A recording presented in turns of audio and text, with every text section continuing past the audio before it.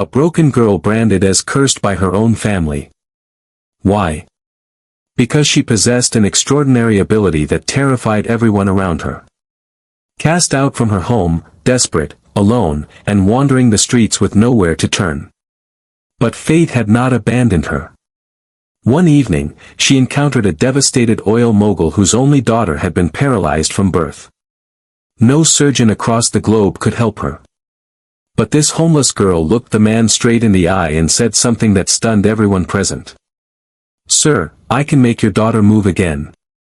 Was she delusional or divinely chosen? Could a girl with no formal training accomplish what the world's leading specialists had failed to achieve? Well, prepare yourself to discover the answer, because this isn't merely a tale. It's an odyssey of suffering, destiny, and an extraordinary miracle that will leave you breathless. So settle in, focus completely, and whatever happens, don't stop reading. You need to witness how this unfolds. And if you're new here, make sure to engage with this content and stay connected so you never miss profound stories like this one. Let's begin. Marcus Wellington stood in the center of his state-of-the-art rehabilitation facility, glaring at the parallel bars like they had just betrayed him. Next to him, Elena sat motionless in her custom mobility chair. 20 years old, limbs perfectly formed, not a single mark or injury visible. Yet she had never taken a single step, never felt her feet support her weight. "You don't need to keep trying, Papa," she said, her voice gentle. "I'm not trying," he replied quickly. "I'm just thinking." "Thinking about what?" He had no response. The facility was equipped with technology from Germany, devices that cost more than most people's homes. All worthless. Physicians had arrived from Tokyo, London, Sydney. Neurological experts, spinal specialists, even traditional healers. One had actually claimed her condition was caused by generational curses. Marcus had tried everything. Nothing succeeded. The latest expert from Sweden had been brutally honest on yesterday's video call. "Your son's situation cannot be explained medically. Her muscles respond. Her spine is intact, but she will never walk." He had ended the call without saying goodbye. In a completely different world, just beyond the city limits, Sophia knelt beside a wooden grinding stone, crushing medicinal leaves under the scorching sun. Her fingers were stained green, her palms cracked from labor. She appeared much older than her 18 years. Hardship had aged her prematurely. "Move faster, you lazy demon." Aunt Rosa shouted from inside the dwelling. "Do you want us to starve tonight?" Sophia remained silent. She understood the routine. Grind, clean, scrub, repeat. The quieter she stayed, the fewer blows she received. Orphaned at 6, taken in by a stepmother who never concealed her resentment. And most troubling of all, Sophia was different. She possessed an unusual gift. Ill people sought her out. Sometimes accidentally, sometimes through whispered recommendations. She would prepare herbal remedies, offer guidance, and they would recover. Infections vanished, aches ceased, temperatures dropped. But instead of gratitude, she received suspicion. "She's not normal," neighbors whispered. "Watch out. That girl communes with spirits in her dreams." Once she had helped a choking infant. 3 days later, the child's grandmother accused Sophia of using dark magic. From that moment, she was labeled the cursed one. Still, Sophia never fought back. Her power bewildered even her. She never requested it, but it had marked her nonetheless. Back in Victoria Island, Marcus joined Elena for dinner in silence. The table displayed imported delicacies, golden silverware, and perfectly arranged flowers. He watched her pick at a pastry without appetite. "Would you like something different?" he asked. "No, Papa. I'm fine." He despised how routine their conversation had become. He pushed his plate away and leaned forward. "Would you like to go somewhere tomorrow?" "Anywhere you choose." She glanced up, surprised. "Go out?" Yes, perhaps the botanical gardens. You haven't visited other people in months. He nodded slowly. All right. His chest tightened. Every small reminder of her limitations cut deeper. That same night, Sophia sat outside her stepmother's hut, gazing at the stars. She hadn't eaten. There was no meal prepared for her that evening. Aunt Rosa claimed the plantains weren't sufficient. She closed her eyes, exhausted. Then it happened, not a dream, but a vision. A man in an expensive suit, sorrow etched in his features, standing beside a young woman in a wheelchair. Her legs motionless, her expression hollow. In the vision, Sophia stepped forward and declared, "I can restore her movement." Then the man collapsed, weeping, and the woman rose to her feet. Sophia gasped and opened her eyes. Her heart raced. It wasn't merely a dream. It felt like a divine assignment. "Aunt Rosa," she called softly. "I witnessed something. I believe I'm meant to help someone." "What foolishness now?" Aunt Rosa snapped. "You want to disturb the spirits with your madness again?" "I saw a young woman who couldn't walk. I saw myself helping her. A man, her father. He appeared wealthy." Aunt Rosa's expression hardened. "So now you want to bewitch rich people? Is that your plan? You want to charm them so they'll make you their servant?" Sophia tried to explain. "It's not like that." But she couldn't finish. The slap came swift and sharp. "If I hear you mention that dream again, I'll send you to join your dead parents." Sophia turned away. But deep inside, she knew something had begun. The world was about to shift. The next morning, Sophia woke with her heart still pounding. She hadn't slept well. The dream remained vivid, haunting her like a rope pulling at her spirit. The man in the expensive suit, the wheelchair-bound woman, the words she spoke, "I can restore her movement." It was consuming her, calling to her like a voice she couldn't ignore. In the kitchen, Aunt Rosa slammed a pot on the floor. "Lazy demon still in bed. You want to become a madam through your dreams, right?" Sophia emerged quietly and picked up the pot. Her head was still spinning from the vision. "Something is approaching," she whispered to herself. Aunt Rosa laughed harshly. "Something is approaching, and it's carrying a broom to sweep you away." But Sophia wasn't listening. She had another vision right there, eyes wide open. This time the man in the suit was kneeling, pleading with her not to leave. It faded in seconds. Her hands trembled. That same morning, Marcus sat in his office with his attorney and his personal physician. "She's been examined in Germany, Japan, even Brazil," the doctor was explaining. "Her reflexes are normal, her bones are healthy, her nervous system functions properly, but still nothing." The attorney leaned forward. "Sir, forgive me, but perhaps it's time to accept that she may never walk." Marcus said nothing. His gaze was fixed on Elena, who sat by the window in the lounge, legs still, eyes distant. "She's not just my daughter," he murmured. "She's everything I have left." The attorney stood, uncomfortable. "We'll leave you now." Alone again, Marcus approached Elena. "Are you still interested in going out today?" She nodded without hesitation. He studied her for a long moment. "All right." Back in the village, Sophia was washing clothes when a woman from the neighboring compound came running. "Sophia, you're the one who sees things, right?" Sophia remained still. "Why?" "It's Chief Emeka. He's ill, shaking, can't breathe properly." Sophia's heart skipped. That name, that face. In her dream last week, she had seen Chief Emeka clutching his chest. She told Aunt Rosa immediately. "Aunt Rosa, Chief Emeka is going to die. I saw it. He needs to check his blood pressure. Something is wrong with his heart." Aunt Rosa burst into laughter. "You've started again. You want to kill the chief too?" I'm not killing him. I saw it. He needs to go to the hospital. Should I carry you there so you can massage his chest too? Sophia shook her head and remained quiet. That evening, Chief Emeka collapsed in his compound. By morning, he was dead. No one had expected it. He was healthy, no medical history, no warning signs, except for Sophia's prediction. By noon, the entire village was buzzing. She predicted it. She's the one who said it.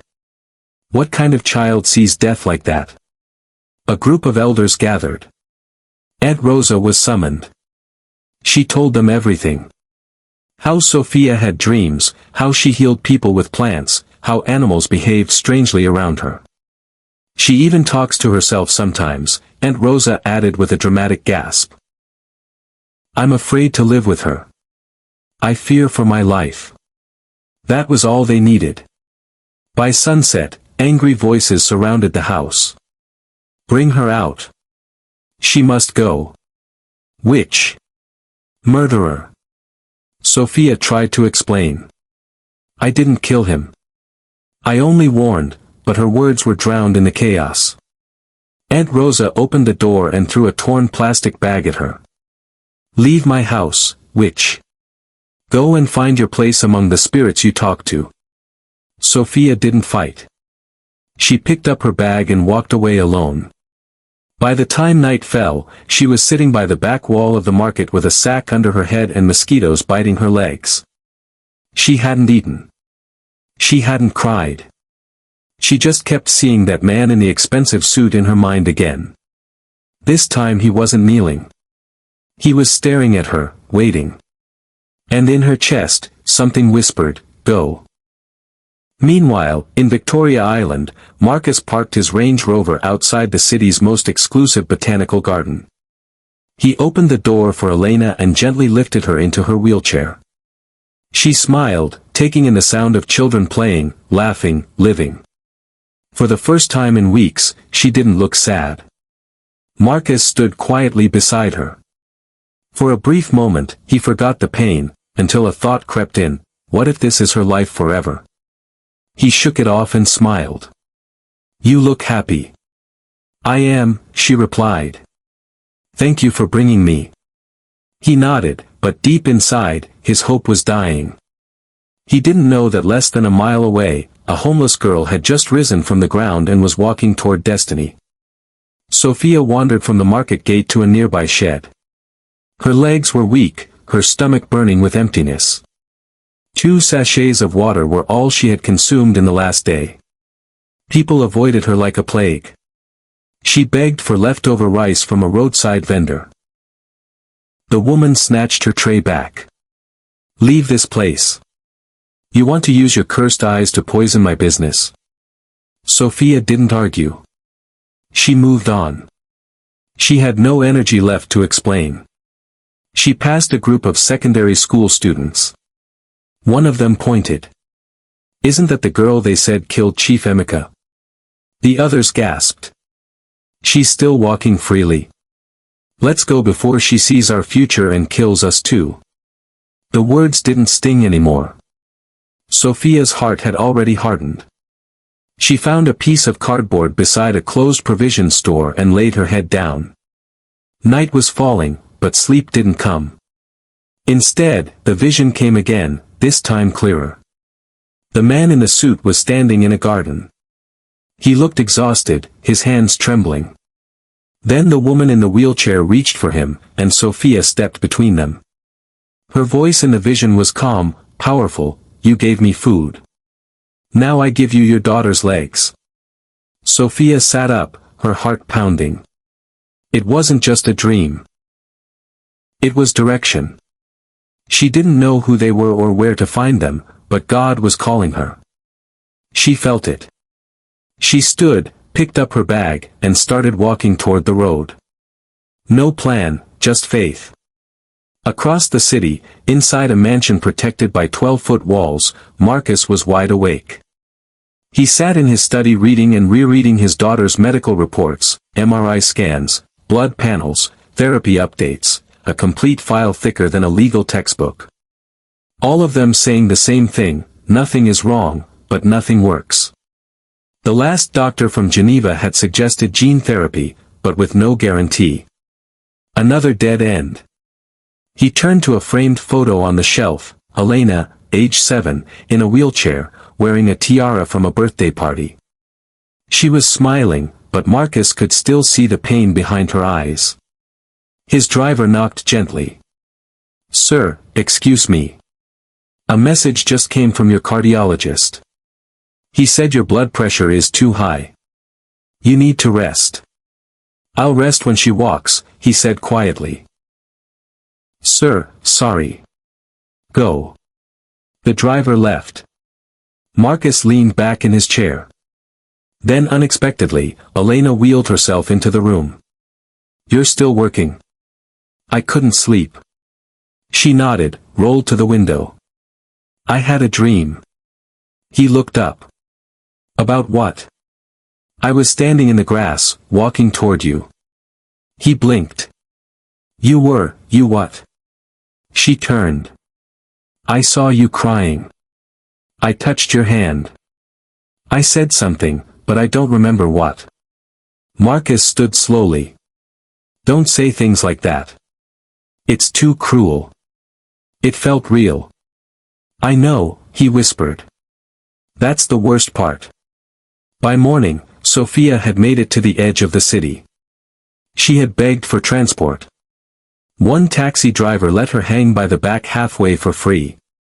When she got down near Surelier, she walked.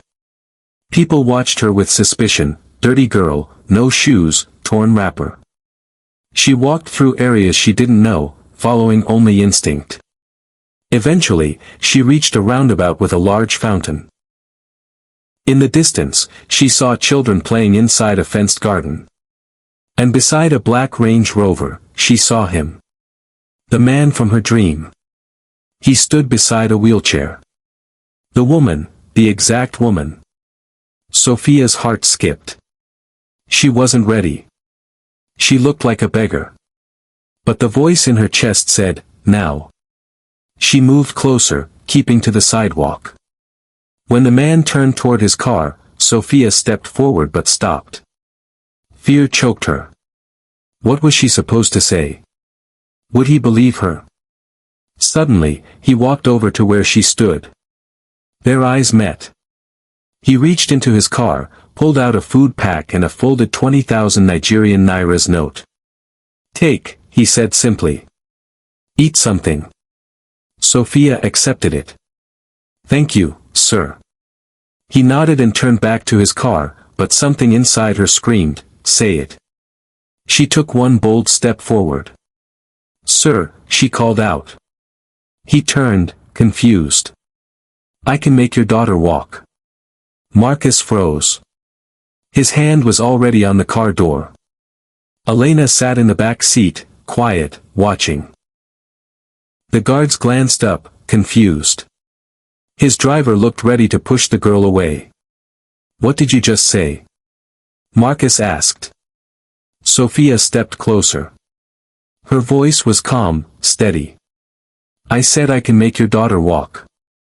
The driver scoffed. "Oga, this one done mad. She done chop craze finish." Marcus raised his hand to silence him. "Come again," he said to Sophia. "I know it sounds crazy, sir, but I saw her in my dream. I saw you. I was meant to meet you here." The silence was thick. Onlookers slowed down, trying to hear. A mother pulled her child away from the strange girl who claimed she could do what science couldn't. "You know my daughter?" Marcus asked slowly, suspicious. "I've never seen her before today, but I saw her in my sleep. She was in a wheelchair. You were crying.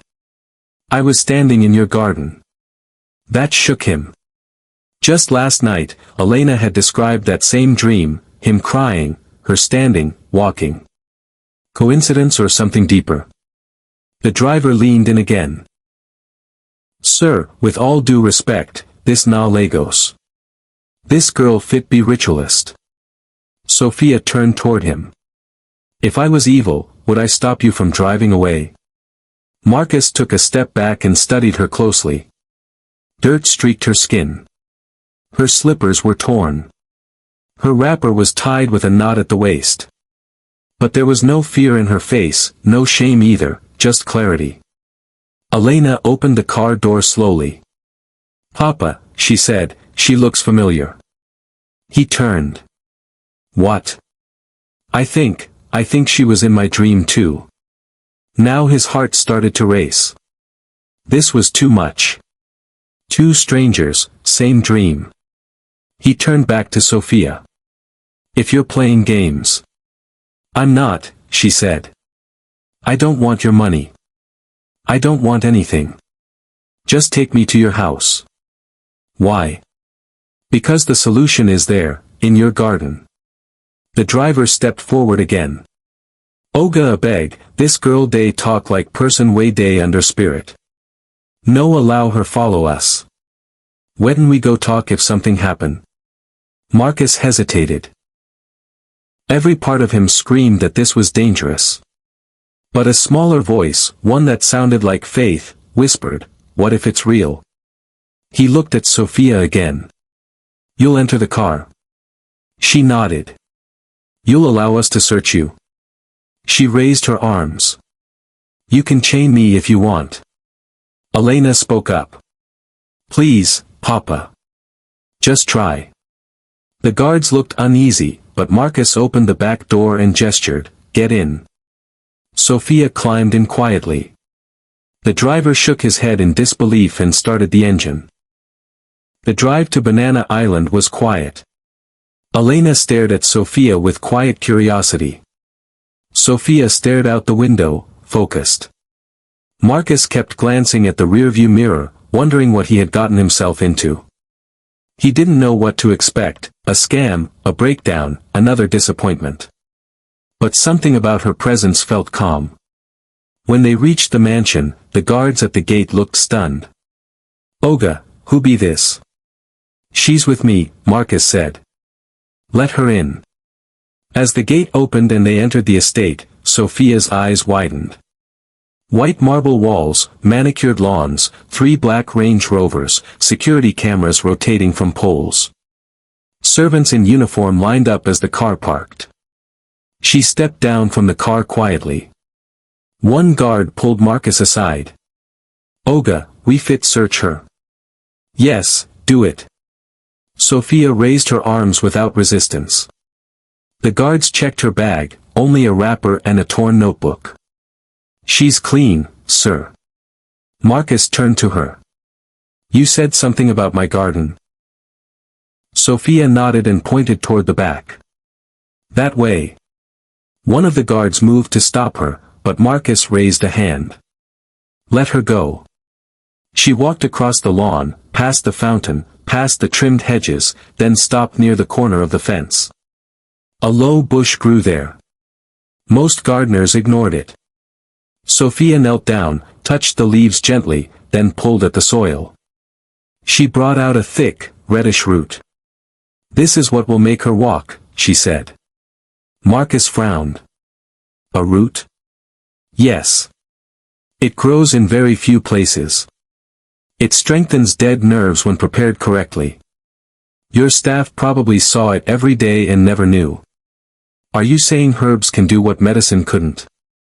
"I'm saying faith can," she replied. Elena wheeled closer. "It smells strong." Sophia broke off a small piece and chewed it. "If it's poison, I would be dead by now." Marcus looked torn. His hands trembled.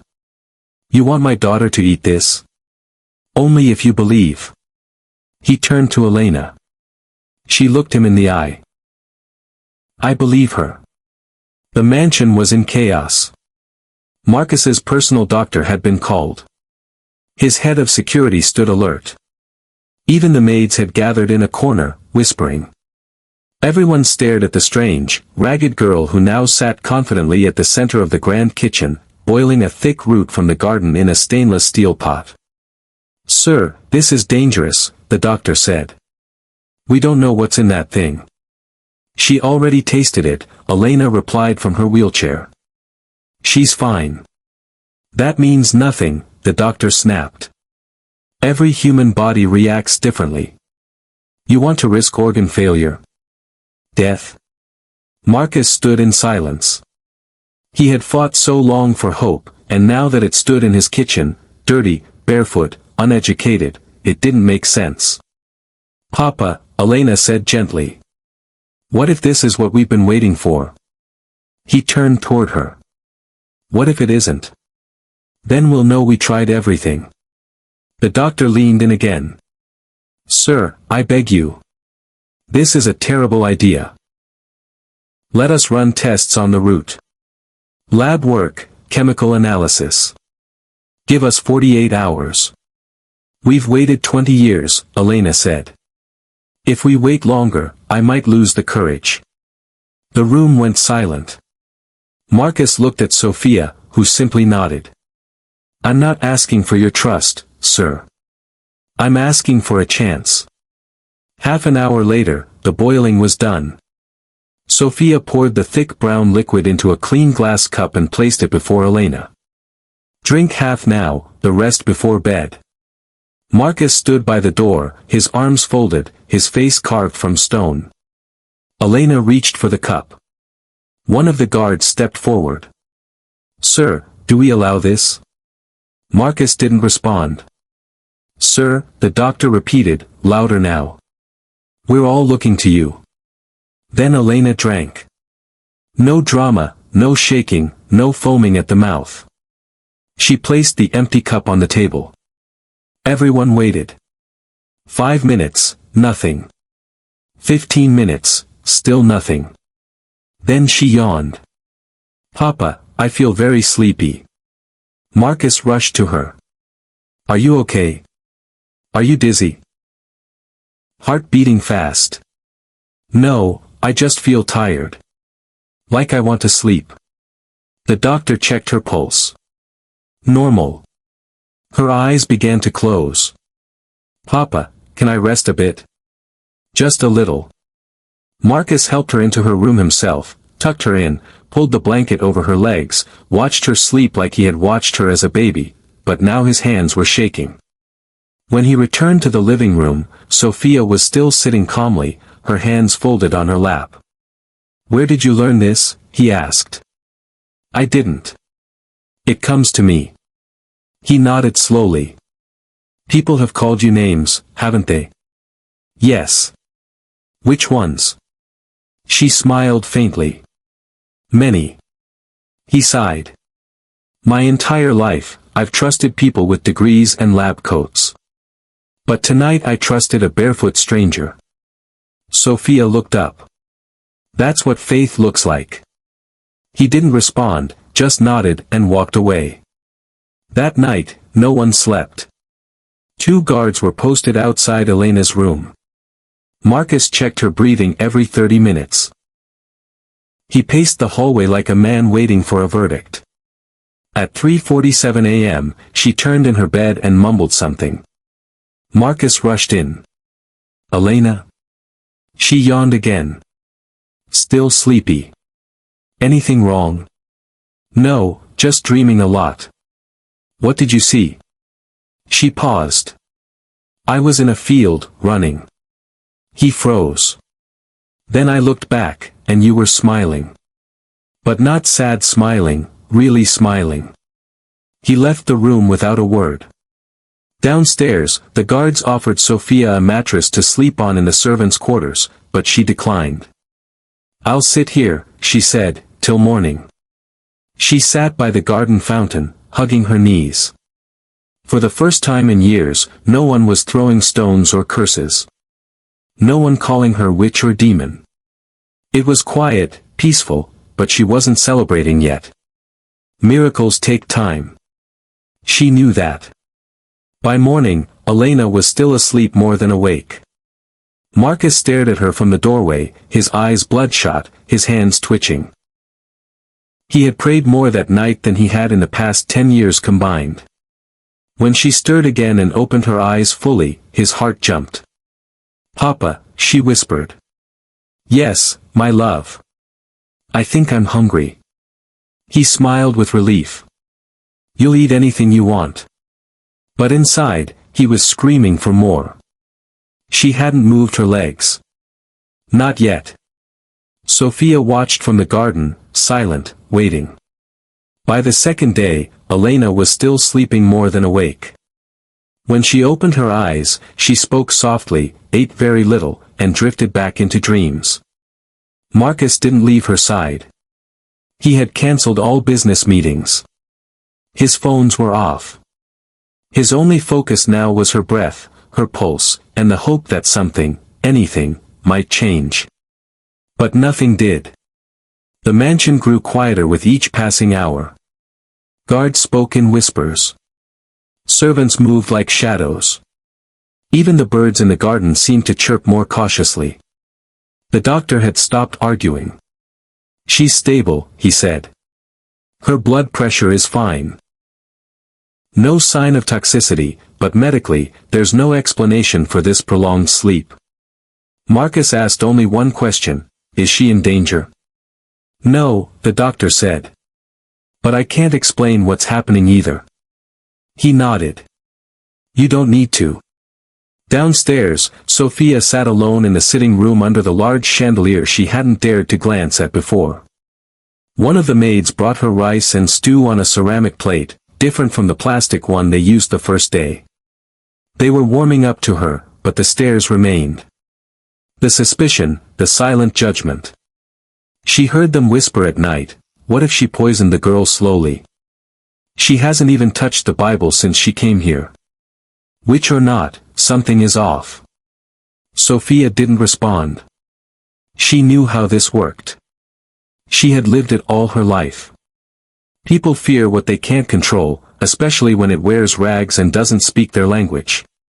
What hurt wasn't the whispers. It was the silence of the man who brought her here. Marcus hadn't said a word to her in over 24 hours. He didn't ask how she was, didn't even look her way.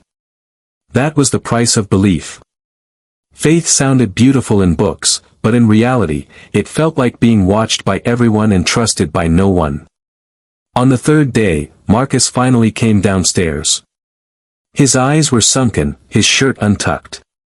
He looked like a ghost of the man who ran a billion-naira empire. He walked up to Sophia. She stood immediately. Still nothing, he said, voice low. Sophia nodded once. It's not time yet. You said the solution was in my garden. It was. But she's not walking. Not yet. His jaw clenched. Give me something. A sign. A reason to believe. She looked at him directly. Do you remember what you gave me the day we met? He paused. Food and 20,000 naira. Exactly. You gave freely to someone the world ignored. No camera, no agenda, just kindness. And that moment was your offering.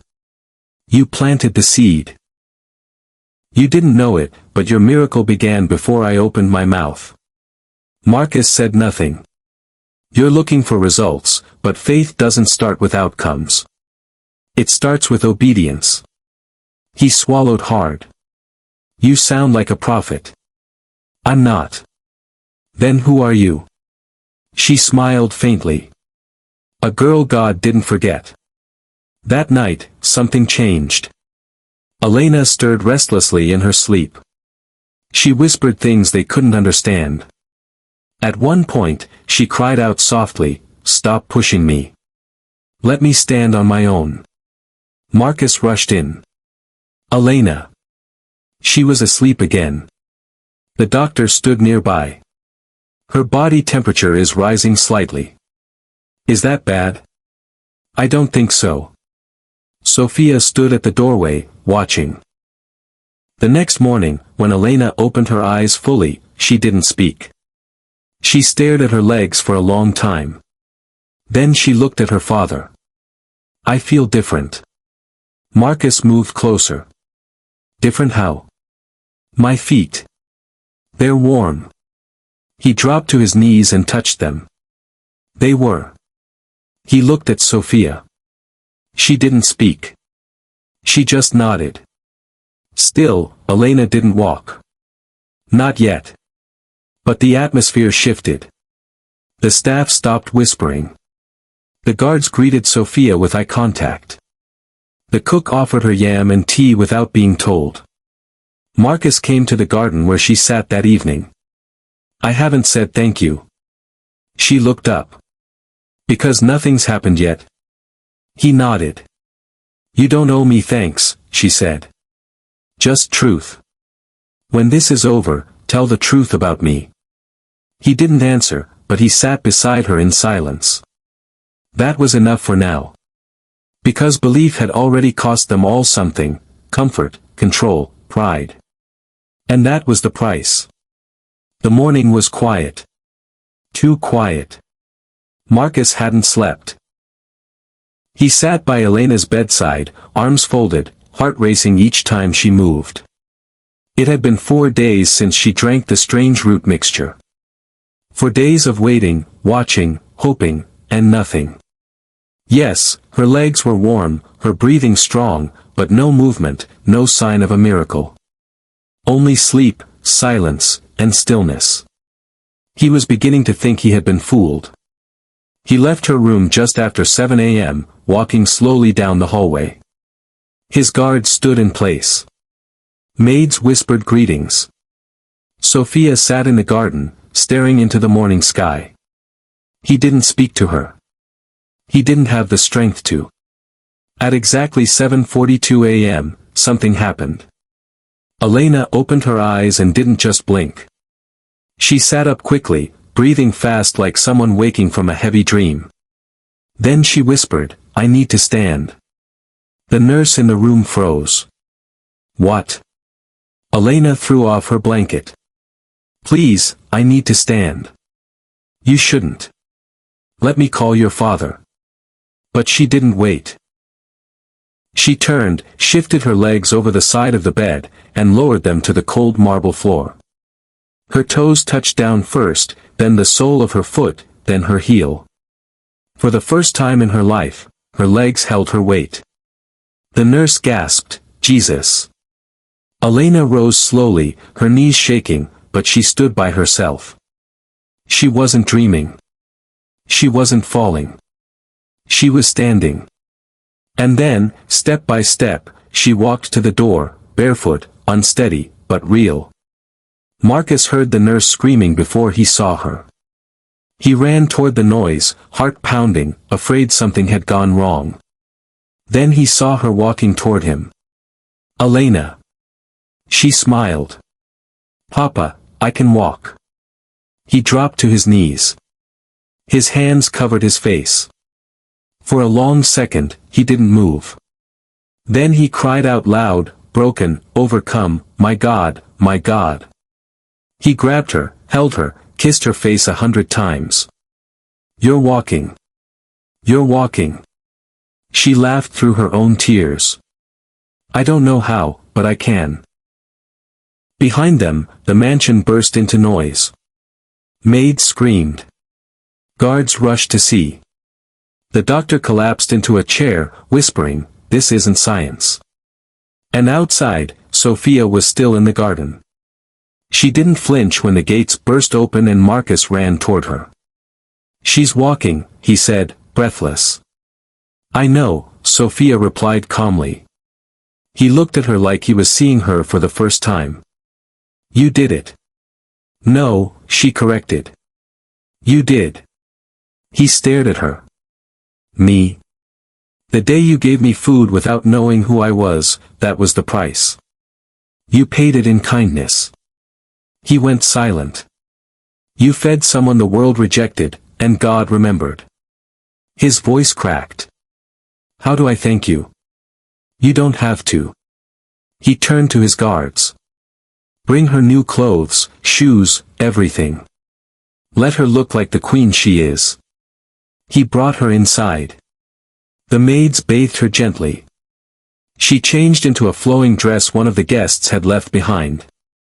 They styled her hair, gave her a proper meal with silverware. The guard saluted her without being told. When she finally stood in the living room beside Marcus, she looked nothing like the girl at the gate, but her eyes were still the same. Still kind, still calm, still pure. Later that evening, when the house was calmer, Marcus called her aside. "Sophia, I've spent millions.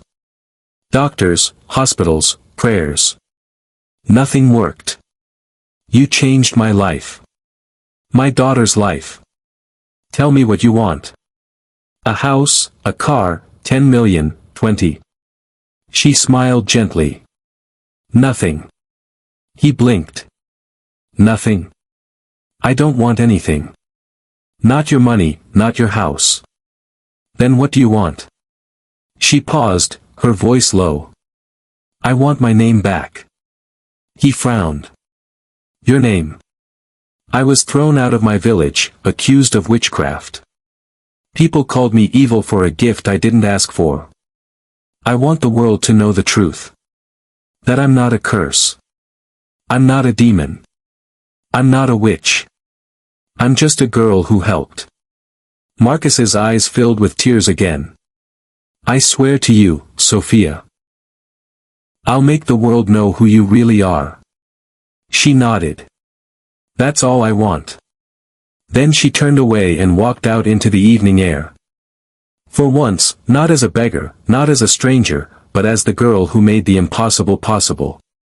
3 days later, Sophia stood on a polished stage in front of flashing cameras, dressed in a pale blue gown that flowed gently around her feet. A quiet hush settled over the hall. Journalists, doctors, public figures, and influencers filled every seat of the private press conference. At her side stood Marcus, his hand gently on her shoulder, and beside him, Elena, standing tall, without support, without wheels, without shame. Every camera in the room was pointed at them. Marcus stepped to the microphone. For 20 years, he began, I searched the world for a cure. I went to hospitals in Germany, Switzerland, and the US. I paid every consultant, every specialist, every healer. Nothing worked. He paused, eyes damp. But then I gave food to a girl at a park. A girl I didn't know. A girl the world had already thrown away. Murmurs echoed in the crowd. He turned to Sophia, then back to the cameras. Her name is Sophia. She is not a witch. She is not cursed. She is not a fraud. She is a gift.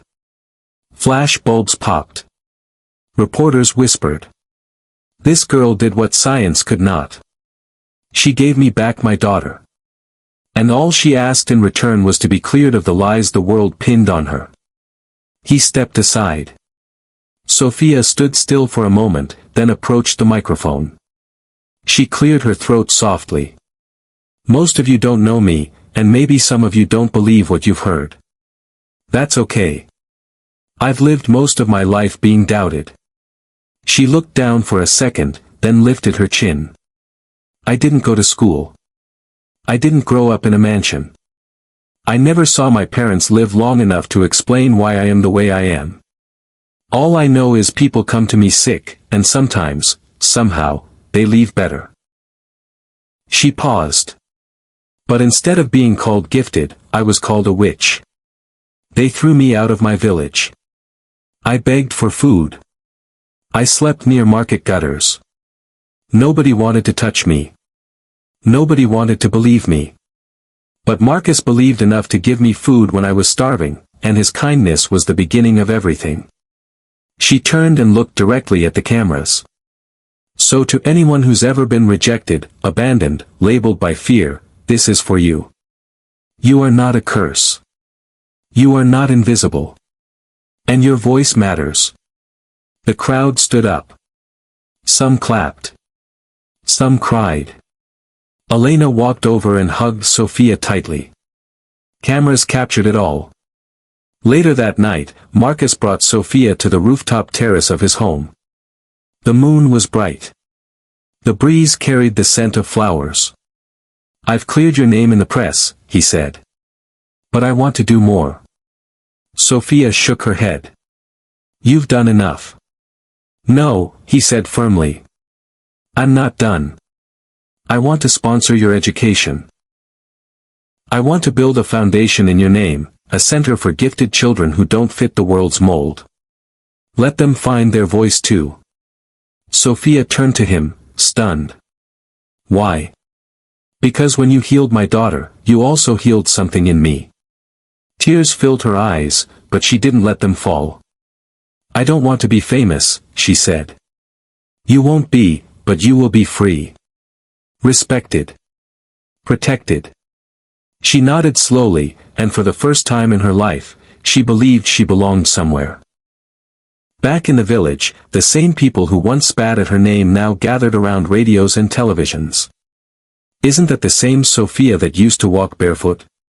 She's the one that healed a billionaire's daughter. I always said that girl was special. Aunt Rosa sat alone on her porch, arms crossed, face blank. No one came to her compound. No one offered her plantains or gossip. Silence had become her closest friend. Shame is always loudest in the mouth of those who once shouted lies. Weeks passed. Sophia began classes in a private learning center. She lived in a modest apartment funded by Marcus's foundation. Elena visited her often. They became close like sisters. One day during a small outing, a child with a limp was brought to Sophia by a desperate mother. The woman knelt. Please, I heard what you did.